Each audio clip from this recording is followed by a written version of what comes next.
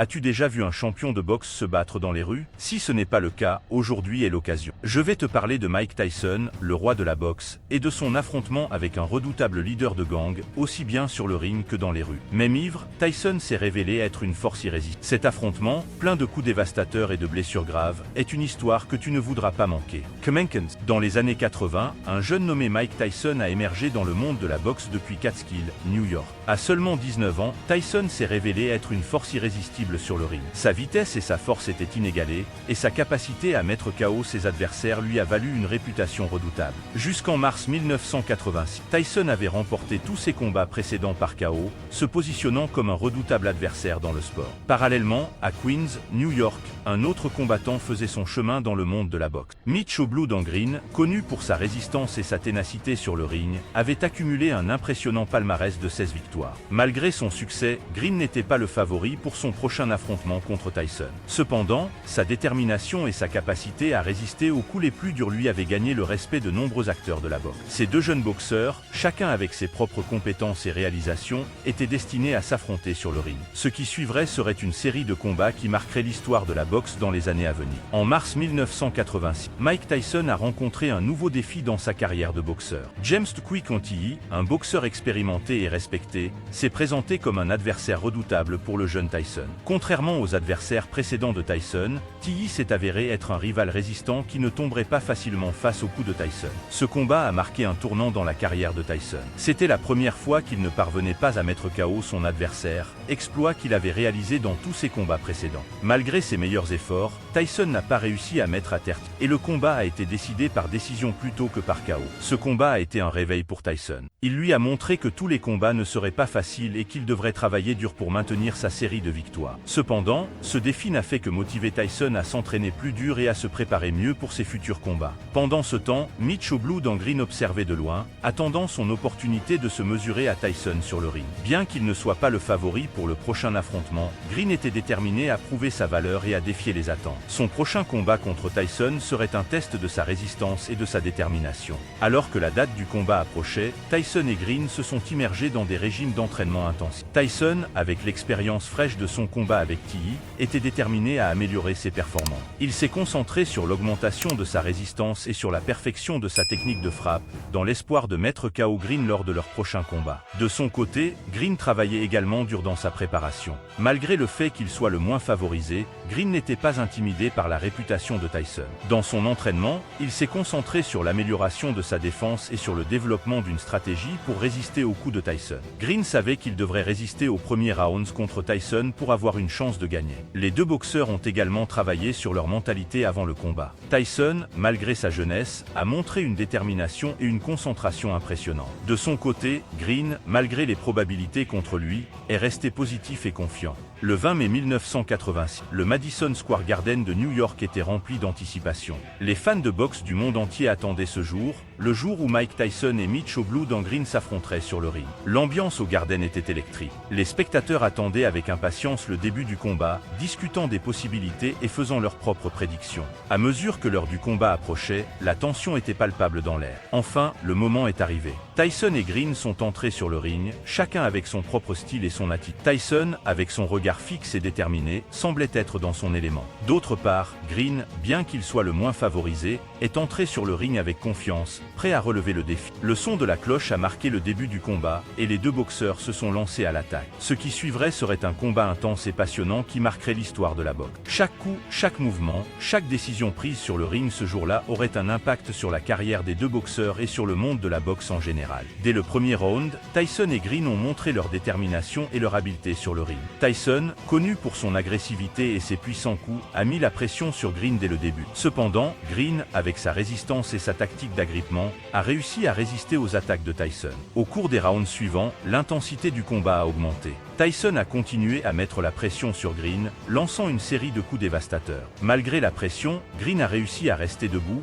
résistant aux coups de Tyson et contre-attaquant quand il en avait l'occasion. À mesure que les rounds avançaient, il était évident que ce ne serait pas un combat facile pour aucun des deux boxeurs. Chacun donnait le meilleur de lui-même, et chaque round était un test de leur résistance et de leur habileté. Dans les derniers rounds, la fatigue a commencé à se faire sentir chez les deux boxeurs. Cependant, malgré la fatigue, les deux ont continué à se battre de toute leur force. Green, malgré une série de coups durs, a réussi à rester debout jusqu'à la fin du combat. À la fin des 10 rounds, les deux boxeurs avaient montré leur valeur sur le ring. Bien que Tyson ait dominé la majeure partie du combat, Green a réussi à résister à ses attaques et à tenir jusqu'à la fin. C'était un combat intense et passionnant qui a laissé une impression durable sur tous ceux qui l'ont vu. Le résultat du combat était clair. Malgré la résistance de Green et sa capacité à survivre aux puissants coups de Tyson, Tyson a été déclaré vainqueur par décision unanime. Tyson avait dominé la majeure partie du combat, mettant la pression sur Green avec une série de coups dévastateurs. Bien que Green ait réussi à résister à ses attaques et à tenir jusqu'à la fin du combat, il n'a pas pu offrir suffisamment d'offensive pour gagner. Certains ont soutenu que la stratégie de Green était efficace jusqu'à un certain point. Ses agrippements constants ont interrompu le rythme de Tyson et l'ont empêché de déchaîner tout son pouvoir. Cependant, malgré ses efforts, Green n'a pas pu changer le résultat final du combat. La victoire de Tyson a été accueillie par des applaudissements et des ovations du public. Malgré l'absence de chaos, Tyson a montré son habileté et sa résistance sur le ring. D'autre part, Green, malgré la défaite, a également été reconnu pour son courage et sa résistance. Ce combat a marqué un tournant dans les carrières des deux boxeurs. Pour Tyson, c'était une épreuve de sa capacité à affronter des adversaires difficiles et à sortir victorieux. Pour Green, malgré la défaite, il a montré qu'il pouvait résister aux coups de l'un des boxeurs les plus redoutés de son époque et tenir jusqu'à la fin du combat. Bien qu'il n'ait pas gagné, sa résistance et son courage ont laissé une impression durable sur les spectateurs. Mais, pensez-vous vraiment qu'un ex-gangster comme Green accepterait sa défaite pacifiquement? Bien sûr que non. La rivalité entre Tyson et Green n'a pas pris fin avec le son de la dernière cloche. 2 ans après le combat, leur conflit s'est déplacé des lumières du ring aux ombres de la rue. Dans une revanche inattendue et brutale à 4 heures du matin, Tyson et Green se sont retrouvés impliqués dans une bagarre de rue bruyante. À ce moment-là, Tyson était déjà devenu le champion incontesté des poids lourds, mais cet incident a montré que les tensions entre les deux boxeurs étaient loin de disparaître. Tyson était à Harlem pour visiter un magasin de vêtements où il allait acheter une veste en cuir blanc. Green, informé de la présence de Tyson,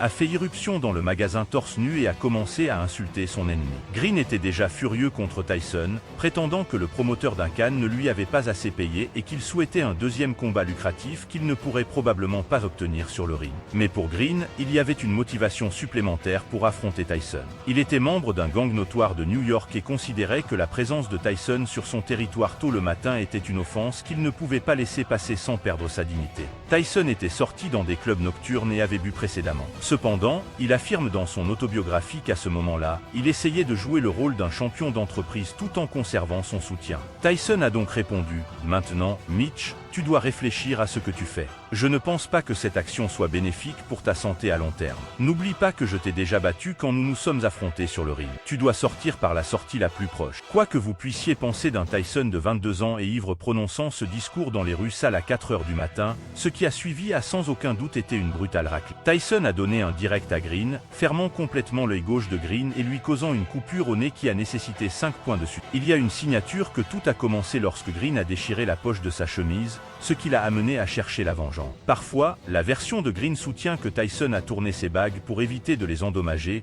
puis l'a frappé avec son poing, mais Tyson a sans aucun doute été le premier à donner un coup, suivi de plusieurs autres. Après cela, Tyson a été horrifié à l'idée qu'il avait vraiment tué Green. Tyson a ressenti un soulagement en apprenant que Green était toujours en vie après la bagarre. Tyson n'a pas pu éviter le chaos sans subir de blessures en raison d'une fracture à la main droite. Sa prochaine défense du titre contre le Britannique Frank Bruno a été reportée et a finalement eu lieu l'année suivante. Plus tard, Green chercherait à se venger devant les tribunaux, poursuivant Tyson pour 25 millions de dollars en 1997, 9 ans après l'affrontement devant Dapedan. Cependant, il n'a finalement reçu que 45 000 dollars lors du procès, ce qui n'a même pas couvert ses frais juridiques. Cependant, on rapporte que Green est sorti du tribunal en criant « Je suis le gagnant, je l'ai battu ». Après 35 ans, Tyson s'est excusé pour l'incident dans son podcast en parlant avec le rappeur Tony YYO. On lui rappelait que dans ses meilleurs jours, il avait mis KO de nombreux adversaires, dont Green, à quoi Tyson a répondu « Je regrette ce que j'ai fait ». Green n'a jamais battu Tyson, que ce soit sur le ring ou dans la rue,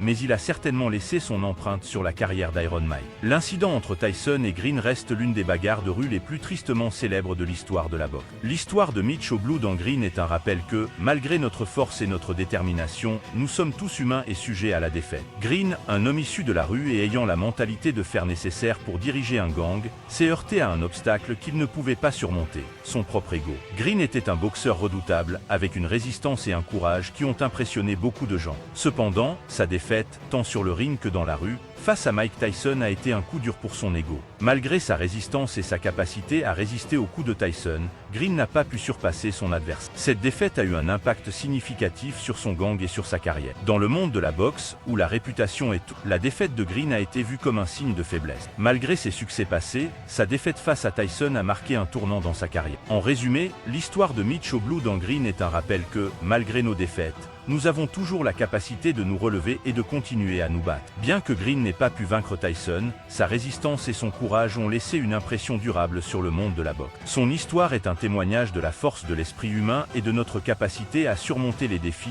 aussi insurmontables qu'ils puissent paraître. Pensez-vous que Mike Tyson a bien agi en se confrontant dans la rue, ou aurait-il dû éviter le conflit ?